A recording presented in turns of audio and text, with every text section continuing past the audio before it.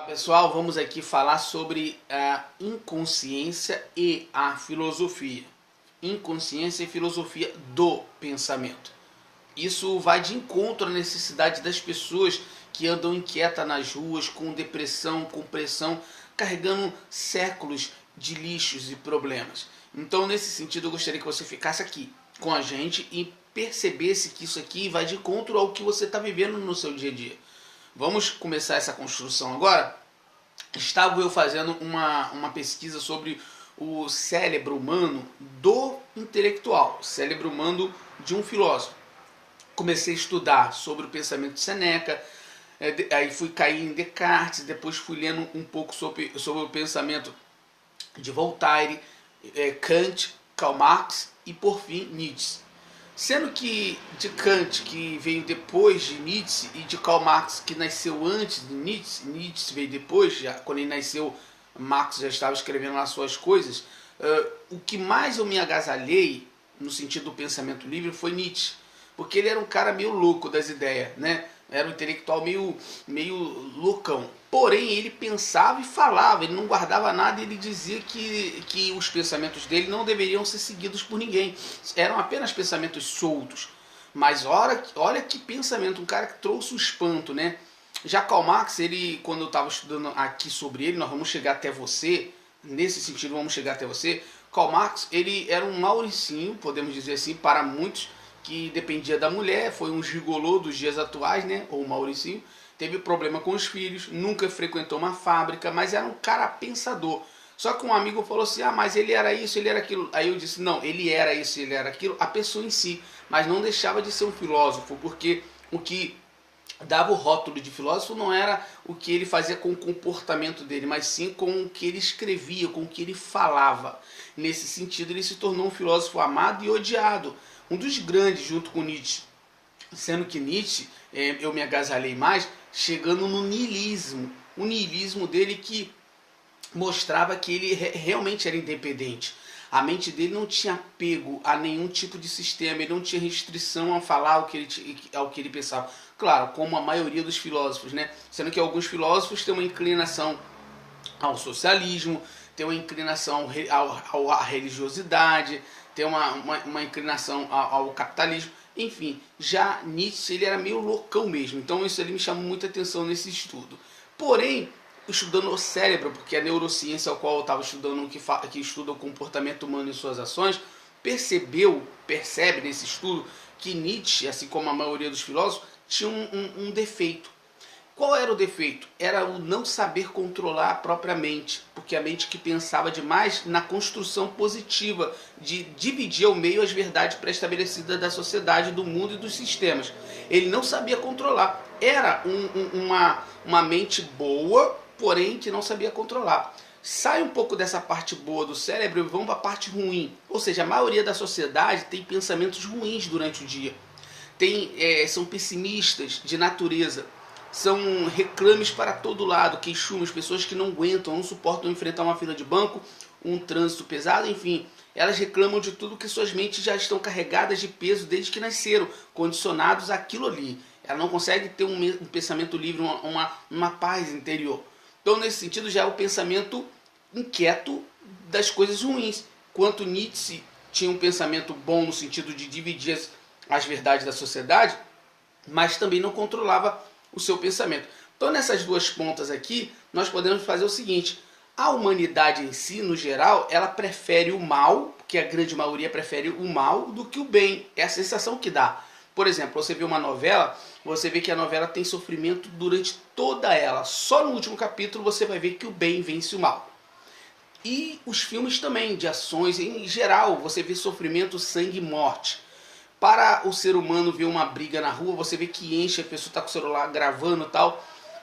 Enfim, parece que as pessoas têm mais inclinação para o mal do que para o bem. Porque quando você bota uma programação na TV de educação, um programa educativo e que fala sobre algo que vai construir e ensinar, são poucos os que ali vão parar para assistir. Mas a massa esmagadora vai estar em outro canal, vendo coisas de ação, coisas de sofrimento, atraindo para si aquele tipo de condicionamento. Isso se dá na escola, a pessoa, por vezes, ela não consegue absorver as coisas boas. ela só reclama das matérias, reclama da demora, reclama de tudo. Então, Karl Marx ele tinha esse pensamento bom, mas que não conseguia controlar. E a humanidade tem um pensamento, na maioria, ruim, porque não consegue controlar a mente. E o estudo da neurociência, que foi de encontro aos filósofos, aos grandes intelectuais, percebe que de fato eles são além da sociedade. O pensamento deles é futurista. Muitos filósofos do passado são atuais no pensamento, que falam justamente coisas dos dias de hoje, como o capitalismo, como o sistema político, né, como os sistemas que o mundo tem em vários países. Então, os filósofos do passado, a grande maioria deles, tinha pensamentos construtivos para a sociedade, porém a maioria, o principal era Nietzsche, não conseguia dominar. E qual a função desse vídeo aqui? É você parar para analisar, por mais inteligente que um ser humano seja, ou seja uma pessoa nata, né, nasceu com esse pensamento, né, intelectual, tal, beleza. Mas dentro da pessoa, qual é a situação que está dentro dela? Há uma paz ou há uma inquietação? Existe a inquietação filosófica, que é aquela que constrói para o outro, para tirar o outro da escravidão do sistema, né? O pensamento que vai chegar ao outro através de escrita, de livros, ou até mesmo de palavras. Esse tipo de comportamento é uma inquietação de ver a sociedade sofrer, ver as pessoas, a maioria dominando, aliás, a maioria sofrendo, sendo dominada pela minoria, né? Como o livro lá de Servidão Voluntária de Etienne de La Boétie, ou o livro de George Orwell, A Revolução dos Bichos, ou até O Príncipe, de Maquiavel. Enfim, a maioria sendo dominada pela minoria. Então o filósofo ele tenta tirar as pessoas disso daí através da palavra filosófica. Olha, não é bem assim e tal. As verdades que estabeleceram para vocês não é isso. Ele começa a colocar o filósofo coloca um pensamento para dividir a verdade, vem quebrar o meio, com o martelo de Nietzsche. Eu estava lendo um livro dele chamado Quando Nietzsche Chorou, é como se fosse uma peça teatral, que ele conseguiu deixar o psiquiatra de boca aberta com o tamanho era o pensamento dele. Ele era um cara fora de série. Então, as pessoas hoje em dia elas estão inquietas, só que o filósofo, o pensamento filosófico, vem para tentar tirar essas pessoas. E quando a gente falou no começo do vídeo a filosofia e a inconsciência, essa inconsciência pega parte da sociedade na maioria, como pega parte também dos grandes intelectuais, que na maioria deles são inquietos e alguns deles sofreram depressão. Teve filósofo que se suicidou. Por quê? Porque o pensamento deles era tanto e eles chega um momento que eles pensavam que eles não pertenciam a esse mundo. A neurociência, que estuda o pensamento humano e o comportamento, entende que havia uma inconsciência ali, generalizada do pensamento positivo ou destrutivo para a sociedade, no sentido de haver uma inquietação, uma inconformidade com os sistemas ou com o mundo atual. Por ele não dizer, eu não pertenço a esse mundo, não é bem, não acredito que é assim não. Então o pensamento dos filósofos era, isso aqui está tudo errado, eu tenho que despertar essa gente. Será que só eu que penso? Será que só eu que estou aqui? Cadê esse pessoal? É tudo zumbi? Então, nesse sentido da inconsciência, inconformismo, tentava gritar de alguma maneira para levar isso à sociedade. Já a inconsciência da sociedade no geral tem essa inclinação mais para o mal do que para o bem, que não consegue parar para assistir uma coisa construtiva. Ela consegue sim ficar ali diante daquilo que é mal, daquilo que vai construir nela um caráter talvez mal, com comportamentos que as pessoas têm de condicionamento. Foram condicionadas desde criança a agirem e pensarem daquela maneira. Então, para finalizar o vídeo, nesse sentido, a inconsciência, a filosofia e a inconsciência, qual a importância da filosofia? A filosofia tem a importância realmente de fazer você ligar o seu botão e você pensar. Porque a maioria das pessoas sabem das verdades, mas não sabe como pensar, não sabe como se expressar. A filosofia vem ligar o pensamento. E essa inconsciência, ela não faz parte, né, da pessoa física. Ela faz parte da pessoa espiritualizada, isto é, da consciência. Esta inconsciência, ela adormeceu a consciência, ou seja, o controle sobre as emoções. Então, tanto o filósofo como a sociedade não consegue controlar as emoções se não for ela provocada também a ligar o botão da consciência. Só que o botão da filosofia, que o filósofo liga à sociedade, é para pensar. E a consciência vem desligar a inconsciência, que é o apego. o apego aos pensamentos que traz tristeza, ânsias, traz emoções, sentimentos. É desconstruir tudo isso. Nesse sentido da neurociência, a gente acabou caindo justamente no estudo do satsang, que quer dizer sat, encontro, sangue, verdade, encontro com a verdade. Uma consciência que liga-se e destrói, desconstrói e apaga tudo que você conhece como verdade. Não há uma verdade para esse satsang. Aliás, tudo é silêncio, há uma paz interna, e essa paz que as pessoas procuram fora, no mundo afora, está dentro dela, à disposição dela. Então, quando a gente pega a filosofia de Nietzsche com Karl Marx, com Kant, você vai ver que são grandes filósofos que pensavam, falavam, aconteciam, e até hoje os seus pensamentos são seguidos. Porém, sempre eles, principalmente Nietzsche, falava, não é para seguir o meu pensamento, é apenas pensamento. Para finalizar, há um tempo atrás, eu fiz um vídeo falando, aliás, publiquei no Facebook uma matéria sobre Aristóteles e os pensamentos dele segundo as inutilidades da sociedade, e um amigo botou realmente baixo, mas aí eu não preciso seguir os pensamentos de Aristóteles, porque Aristóteles pensava daquele jeito, porque ele teve aquela experiência e aquilo pertence só a ele, é pertencimento só dele, é uma experiência dele, cada um tem seu tipo de experiência. Eu coloquei embaixo assim, sim, meu amigo, perfeitamente, eu não estou querendo aqui dizer que os pensamentos de Aristóteles ou de qualquer outro filósofo precisa ser seguido, pelo contrário, são apenas filosofias. E os filósofos são isso, eles apenas apresentam pensamento. Aí eu botei ainda assim, as minhas publicações no Facebook são de cunho cultural para mostrar à sociedade que a educação é o caminho para a liberdade. Então, as publicações não havia, de filosofia não há uma verdade absoluta. Pelo contrário, há sim um divisor. Ela não fideliza nenhuma verdade. Pelo contrário, ela destrói as verdades. Então, a inconsciência, para a gente não delongar o vídeo, a inconsciência de Nietzsche, a inconsciência de Voltaire, de Descartes, de Seneca, enfim, dos grandes filósofos, é essa, de não conseguir ter essa essência na mente que se chama consciência. Seria o satsang hoje, né? Essa consciência de saber a hora de falar, controlar a emoção, controlar o impulso, e a sociedade em si também. Essa consciência, né, que mata a inconsciência da sociedade, porque a sociedade não quer saber de educação, não quer saber de ler livros, não quer saber de filosofia, porque para eles filosofia não leva a pessoa a lugar nenhum. Já eu acho que a filosofia é o princípio do saber, o princípio da educação.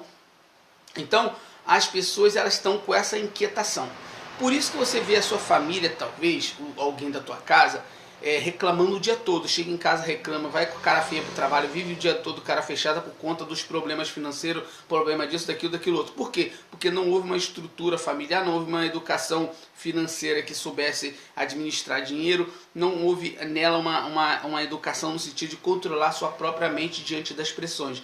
Esse condicionamento se dá para 99% da sociedade no mundo.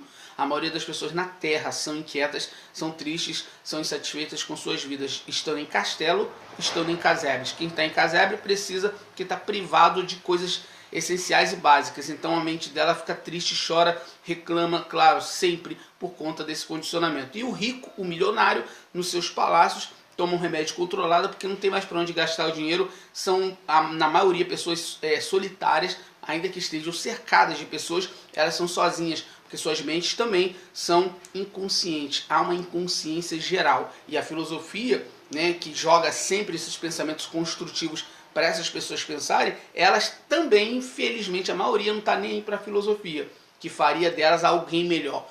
E elas, a partir desse momento que ela investiga a filosofia, ela poderia chegar no caminho, né, da consciência. Foi o caso da gente. Eu, quando comecei a estudar filosofia, no caso não em faculdade, individualmente, em casa, foi passando-se o tempo, até que eu caí dentro da neurociência, fiquei estudando a neurociência, que é o comportamento humano e o cérebro humano, caí na psicologia, tudo em casa. Na psicologia fui indo e caí no satsang, que é a paz total e o silêncio da mente diante de todas as pressões, de todos os problemas, porque tudo foi inventado e criado pela nossa mente. Então, para finalizar, os filósofos têm essa mente boa, porém inconsciente, porque não conseguiam controlar com o silêncio, a paz, aquela paz da mente, e usar essa mente boa que eles tinham somente no momento oportuno. Claro, você vai dizer, mas eles usaram no momento oportuno tanto que viraram livros, perfeito, mas e os pensamentos deles? E os pensamentos deles que eles falaram em momentos talvez errados e que não foram escritos? Tem um estudo que eu tive fazendo que a maioria dos filósofos tiveram bons pensamentos que não foram registrados por terem sido falados e colocados para pessoas erradas e em momentos errados. Então a neurociência, que fala sobre esse comportamento, vem tentar doutrinar isso aí, tentar controlar a pessoa, mostrar ela um norte. E o satsang vem desconstruir a mente dela, deixar um silêncio ali. Então, nesses dois sentidos, você consegue elencar dentro de um globo só a filosofia, né, que é o pensamento construtivo, que não aceita nenhuma verdade sem ter uma investigação. A neurociência, que controla o seu comportamento e suas ações, né, te dirige. E o satsang, que ele vem de encontro a esse grito da mente, que ele joga tudo fora e há uma paz e um silêncio. Então, se você conseguir controlar sua mente dessa inconsciência, dessa inclinação à briga, à discussão, a coisas ruins e tirar dela tudo que não presta, esses séculos de lixos, você começa então a trabalhar ela para ela ficar livre sem nenhuma cobrança, porque não existiria nenhuma cobrança na realidade, né? Eu levo comigo um pensamento de Descartes: cogito ergo sum, penso, logo existo. Se eu penso, não é somente para pensar, eu quero existir. E para eu existir, eu tenho que estar com saúde. Para eu ter saúde, eu não preciso ter pensamento nenhum. Ou seja, eu tenho que estar vazio do cheio dessa paz que é a consciência, que destrói a inconsciência, seja a inconsciência geral de uma sociedade viciada em coisas ruins, ou seja, a inconsciência da mente inquieta de um intelectual. Porque a maioria dos intelectuais que eu conheço são inquietos. Não conseguem parar de escrever, não conseguem parar de falar, enfim, mas não há uma consciência, não há uma paz ali dentro, porque falta o essencial. E essa é a parte do essencial, é o satsang, a liberdade, o encontro consigo mesmo. Quem é você? Você não é quem você pensa que é. Você é apenas um silêncio, é uma paz, porque fora de todos os nomes, tira o nome de todas as coisas, tudo é um silêncio. Nesse sentido, os problemas são inventados pela nossa mente, criados por nós. Tanto que quando a gente morre, esse problema morre com a gente, porque ele não está do lado de fora, ele está do lado de dentro. E ele não era para estar aqui, aqui dentro era para ter um silêncio. E só há um problema dentro de você, há uma inquietação, porque sua mente está condicionada e viciada a ser inconsciente. Mas no momento que ela trabalha e joga fora isso, ela esvazia-se e joga a inconsciência fora e se torna consciente. Se ela é consciente e consegue agregar filosofia, o estudo da filosofia, da neurociência e do satsang, a pessoa tem uma vida de qualidade perfeita. Ela não precisa de mais nada. Então, fica essa deixa para você. Procura o conhecimento para que você não seja enganado por ninguém e nem que você fique gritando pela sociedade, pelos pulmões afora, reclamando de fila de banco, de um trânsito pesado, de um problema financeiro a ser resolvido, do problema do sistema político. Não reclame de nada, apenas procure melhorar como pessoa, porque a vida nada é mais do que viver. E eu penso assim, aonde é o melhor lugar para estar? O melhor lugar para estar é aqui e agora. Aqui aonde? Aqui dentro de mim, aí dentro de você.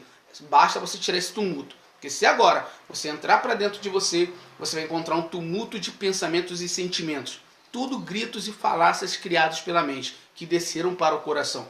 Que tal você jogar tudo isso fora? Porque isso é inconsciência. E na filosofia, a inconsciência ela é boa, mas no mundo social, essa inconsciência é ruim. Boa na filosofia porque faz para o próximo pensamento. Para o filósofo, ele continua inquieto.